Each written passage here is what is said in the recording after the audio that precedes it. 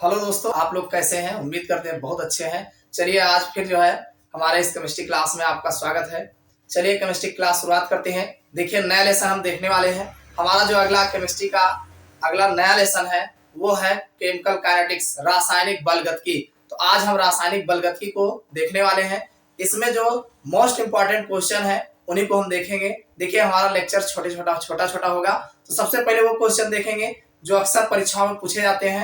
यानी सबसे पहला इस लेसन का जो सबसे पहला क्वेश्चन बनता है कि अपक्रिया का वेग क्या होता है और अपक्रिया के वेग को प्रभावित करने वाले कारक क्या होते हैं। तो इसके बारे में हम जानेंगे। इस क्वेश्चन को देखने से पहले हम ये जान लेते हैं कि हमारी रासायनिक बलगतिकी है क्या, इसमें किन किन चीजों के बारे में अध्ययन किया जाता है।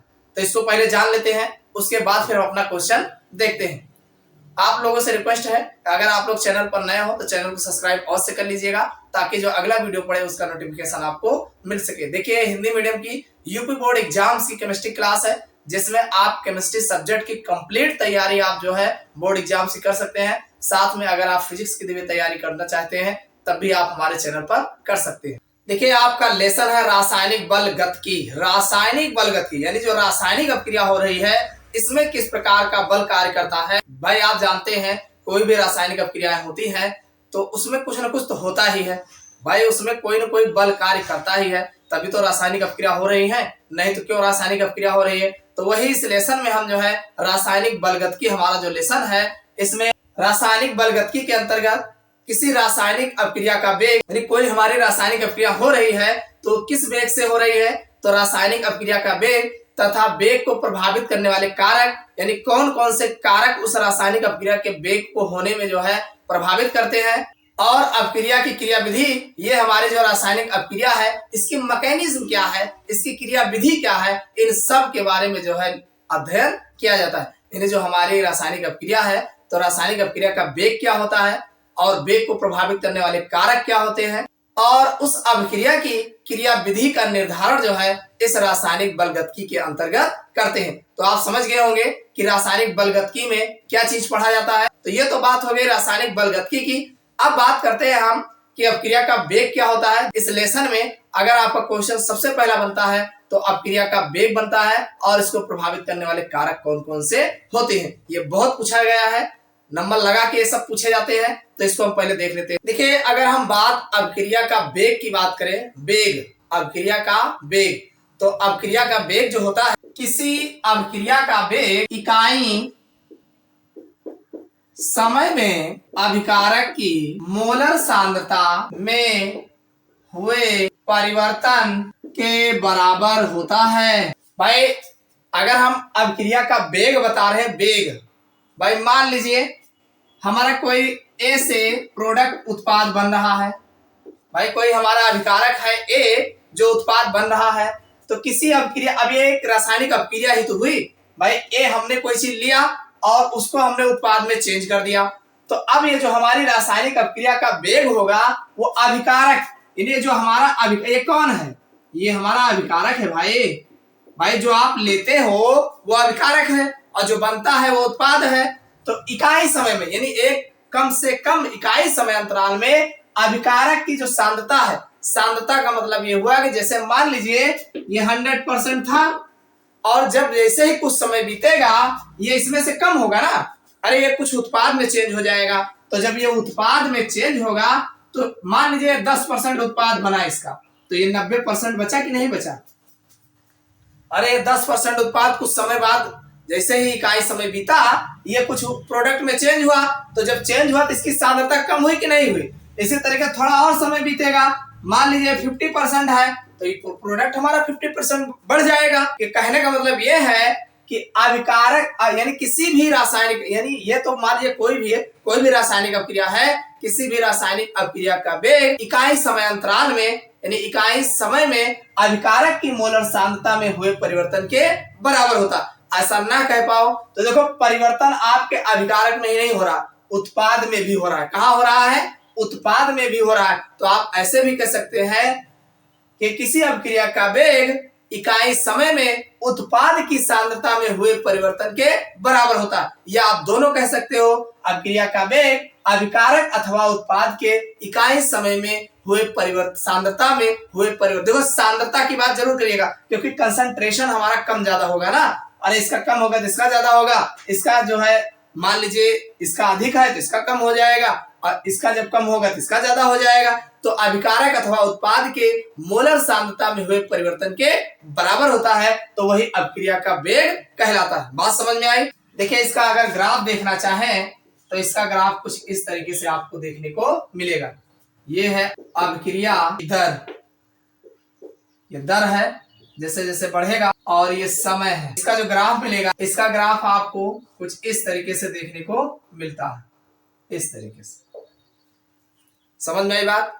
जो अभिक्रिया की दर है जो बढ़ेगा समय के साथ धीरे धीरे इस तरीके से घटता है। आप इसको लिख सकते हैं कि अभिक्रिया का वेग बराबर अभिक्रिया के फलस्वरूप अभिकारक के सांद्रण में कमी, यानी जो अभिक्रिया हो रही है तो अभिकारक के सांद्रण में कमी कितनी हो रही है बटे में अभिक्रिया में लगा समय। इतनी बात समझ में आई? इसको आप ऐसे भी कह सकते हैं, अतिसूक्ष्म समय अंतराल dt में अभिकारक A की सांद्रता में कमी dA। भाई A अभिकारक है, मान लीजिए हमारा A अभिकारक है, उत्पाद बना रहा है, तो A की सांद्रता में कमी हमारा dA होगा।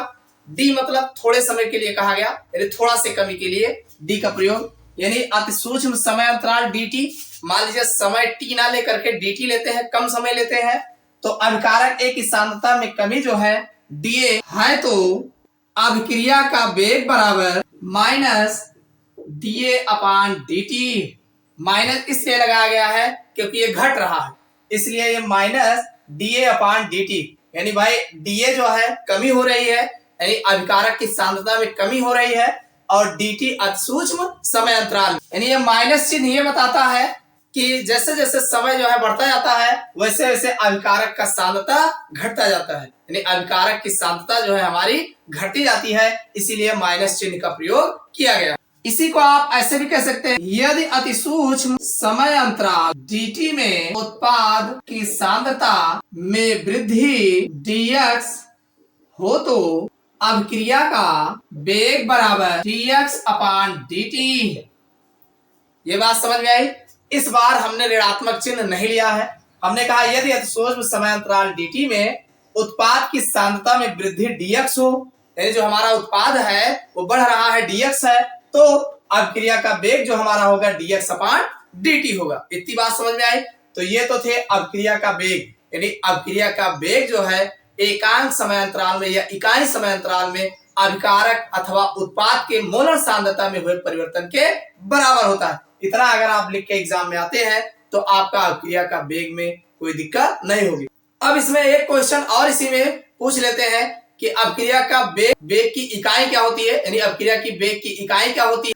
तो एक चीज जाने रहेगा, अभिक्रिया का वेग प्रायः मोल प्रति लीटर प्रति सेकेंड, मोल प्रति लीटर प्रति सेकेंड, इसको ऐसे लिख सकते हैं, mole litre inverse second inverse से प्रकट करते हैं। ये जो अभिक्रिया की वेग की इकाई होती है मोल प्रति लीटर प्रति सेकेंड कहा जाता है। इसको जाने रहेगा, पूछा गया है। अब हम बात करेंगे अभिक्रिया के वेग को प्रभावित करने वाले कारक कौन कौन से हैं। देखो अभिक्रिया के वेग को प्रभावित करने वाले कई कारक हैं, तो इसमें हम जो मोस्ट इंपॉर्टेंट है उन्हीं की बात करेंगे। सबसे पहला प्रकाश का प्रभाव। प्रकाश का प्रभाव आप जानते हैं अभिक्रिया का वेग जो है प्रकाश की उपस्थिति में बढ़ जाता है, यानी बहुत सारी अभिक्रियाएं ऐसी है जिनका वेग प्रकाश की उपस्थिति में बढ़ जाता है। आप कह सकते हैं कि बहुत सी रासायनिक अभिक्रिया का वेग प्रकाश की उपस्थिति में बढ़ जाता है। जैसे अगर एग्जाम्पल की बात किया जाए, जैसे आप जानते हैं मेथेन है, अगर इसको हम क्लोरीनीकरण कराते हैं इन प्रेजेंस ऑफ सूर्य का प्रकाश, सूर्य के प्रकाश की उपस्थिति में, तो ये अभिक्रिया जो है CH3Cl प्लस HCl में टूट जाती है, यानी सूर्य के प्रकाश की उपस्थिति में मेथेन का क्लोरीनीकरण जो प्रक्रिया है वो तेज हो जाती है। तो ये तो आपका पहला हो गया। और दूसरा है उत्प्रेरक का प्रभाव। उत्प्रेरक का प्रभाव, देखो जो उत्प्रेरक का प्रभाव होता है, उत्प्रेरक की उपस्थिति में जो अभिक्रिया की सक्रियण ऊर्जा होती है, सक्रियण ऊर्जा किसे कहते हैं? Activation energy. यानी उत्प्रेरक की उपस्थिति में अभिक्रिया की सक्रियण ऊर्जा का मान घट जाता है, जिससे जो है अभिक्रिया का वेग बढ़ जाता है। सक्रियण ऊर्जा मतलब होता है, जैसे एक्टिवेशन एनर्जी बोलते हैं इसको, जैसे कोई रिएक्टेंट है और न्यूट्रलाइज है, न्यूट्रलाइज हो, अपक्रिया नहीं करना चाह रहा, तो जब अपक्रिया नहीं करना चाह रहा तो उत्प्रेरक क्या करता है? उसको उत्प्रेरित करता है, धकेलता है। यानी जो उसकी स्टेबिलिटी है वो अपक्रिया नहीं करना चाह रहा तो उसको प्रेरित करेगा। तो अब वो उसकी जो रुकी हुई एनर्जी है, जो न्यूट्रलाइज एनर्जी है, उसको फास्ट कर देगा। तो जब फास्ट कर देगा, सक्रियण ऊर्जा को घटाएगा, उसकी सक्रियण ऊर्जा को घटाएगा, जिससे वो जो है अपक्रिया के लिए तुरंत प्रेरित हो जाएगा और अपक्रिया तीव्र हो जाती है। तो आप लिख सकते हैं उत्प्रेरक की उपस्थिति में अभिकारक की सक्रियण ऊर्जा का मान घट जाता है, जिससे अभिक्रिया का वेग बढ़ जाता है, यानी उत्प्रेरक की उपस्थिति में अभिक्रिया की जो सक्रियण ऊर्जा है उसका मान घट जाता है, तो अभिक्रिया का वेग बढ़ जाता है। अगला जो है वो है ताप का प्रभाव। ताप का प्रभाव, इफेक्ट ऑफ टेम्परेचर। देखिए कोई भी रासायनिक अपक्रिया हो तो ताप का बहुत अधिक प्रभाव पड़ता है।